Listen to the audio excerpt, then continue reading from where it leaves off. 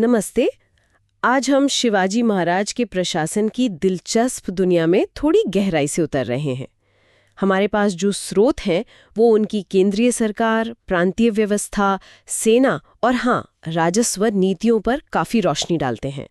सुना है शिवाजी का प्रशासन केंद्रीकृत था, छत्रपति सर्वोच्च थे, लेकिन असल में जमीन पर काम कैसे चलता था? बिल्कुल, और यहीं पर अष्टप्रधान परिषद का जिक्र आता है।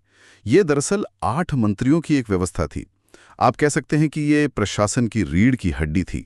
हमारा मकसद यही है कि इन स्रोतों से शिवाजी के शासन की मुख्य बातें समझें, उनकी कार्यप्रणाली और ये क्यों इतनी प्रभावी मानी जाती थी। तो ये अष्टप्रधान, ये सिर्फ 8 मंत्री थे या इसमें कुछ और खास बात थी? स्रोत बताते हैं कि पेशवा यानी प्रधानमंत्री वो सामान्य प्रशासन देखते थे। और वित्त विभाग किसके पास था? उसका क्या नाम था? हाँ, वित्त विभाग के थे अमात्य या मजूमदार।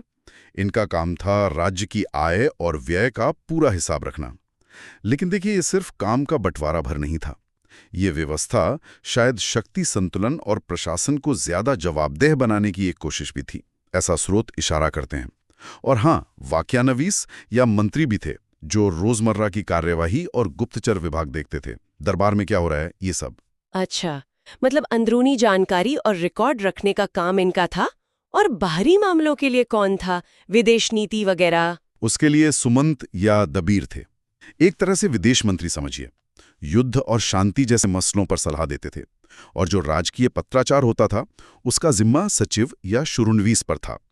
दिलचस्प बात यह है, जैसा कि आपने मराठी की बात की, इन स्रोतों के अनुसार शिवाजी ने प्रशासन में मराठी भाषा को काफी बढ़ावा दिया, उसे राजकाज की भाषा बनाया, जिससे दस्तावेज और संचार में शायद एकरूपता आई होगी। सही।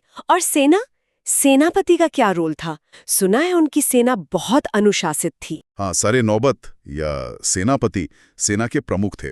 भर्ती, संगठन, ट्रेनिंग सब कुछ वही देखते थे। एक खास बात और है इसमें, पंडित राव और न्यायाधीश, इन दो को छोड़कर बाकी सभी मंत्री जरूरत पड़ने पर सैन्य अभियानों में भी हिस्सा लेते थे। पंडित राव का काम धार्मिक मामलों और दान पुण्य का था, और न्यायाधीश जो थे वो हिंदू कानूनों के आधार पर न्याय करते थे। अच्छा, तो प्रशासन काफी हद तक केंद्रीकृत लगता है, लेकिन क्या ये सिर्फ केंद्र तक ही सीमित था? प्रांतों का क्या? नहीं, बिल्कुल नहीं। साम्राज्य को प्रांतों में बांटा गया था। इन्हें तरफ या परगना कहते थे, और फिर ये आगे गांव यानी मौजा में विभाजित थे। प्रांत का प्रमुख सूबेदार होता था, परगना स्तर पर हवलदार या मामलतदार होते थे, और गांव का मुखिया पटेल होता था, जो न सिर्फ स्थानीय प्रशासन देखता था बल्कि राजस्व वसूली में भी मदद करता था। समझ गई। अब आते हैं सेना पर। उनकी वो गुरिल्ला युद्ध नीति तो बहुत ही प्रसिद्ध है। सही कहा आपने। शिवाजी ने एक स्थायी और बहुत अनुशासित सेना तैयार की थी। इसमें पैदल सैनिक थे, घुड़सवार थे और तोपखाना भी था। घुड़सवार सेना में भी 2 तरह के सैनिक थे, एक बारगीर जिन्हें राज्य की तरफ से घोड़े और हथियार मिलते थे, और दूसरे थे सिलेदार जो अपने घोड़े और हथियार खुद लाते थे। अच्छा, ये फर्क था। जी। और हाँ, कोंकण तट की सुरक्षा के लिए एक मजबूत नौसेना भी बनाई थी उन्होंने, जो उस समय के हिसाब से बहुत अहम बात थी। बिल्कुल। अब जरा पैसों की बात करें। मतलब राजस्व व्यवस्था कैसी थी, ये सब चलता कैसे था? देखिए, शिवाजी ने राजस्व व्यवस्था को भी सुधारा था। भूमि का बाकायदा सर्वेक्षण कराया गया, उसकी उपज क्षमता के आधार पर वर्गीकरण किया गया, और लगान वसूली के लिए रैतवाड़ी व्यवस्था अपनाई गई। मतलब राज्य का सीधा संपर्क किसानों से होता था। बीच के लोग जो बिचौलिए होते हैं, उनकी भूमिका कम थी। लगान शुरू में उपज का 33% था, जिसे बाद में शायद 40% कर दिया गया था, ऐसा स्रोत बताते हैं। और इसे नकद या अनाज दोनों रूपों में चुकाया जा सकता था। किसानों के लिए सुविधा थी। मैंने 2 और करों के बारे में पढ़ा है, चौथ और सरदेशमुखी। ये क्या थे? ये सामान्य लगान से अलग थे? हाँ, ये बहुत महत्वपूर्ण थे और थोड़े अलग थे। चौथ जो था वो पड़ोसी गैर मराठा इलाकों से उनकी आय का 1/4, मतलब 1/4 हिस्सा होता था, और ये एक तरह से उन्हें बाहरी हमलों से सुरक्षा की गारंटी के बदले में लिया जाता था। ओह अच्छा, सुरक्षा शुल्क जैसा। हाँ, कुछ वैसा समझ सकती हैं। और सरदेशमुखी उसी आय पर लगने वाला अतिरिक्त 10% कर था। इसे शिवाजी अपना वंशानुगत अधिकार मानते थे, क्योंकि वे देशमुखों के प्रमुख यानी सरदेशमुख थे। अच्छा, तो ये सिर्फ टैक्स नहीं थे, इनके पीछे सुरक्षा का वादा और अधिकार का दावा भी जुड़ा था। दिलचस्प है।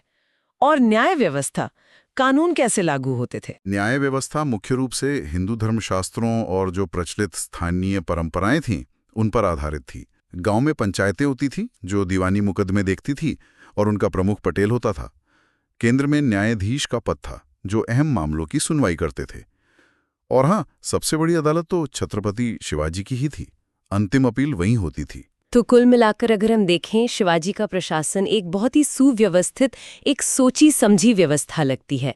शक्तियों का स्पष्ट बंटवारा था अष्टप्रधान के जरिए।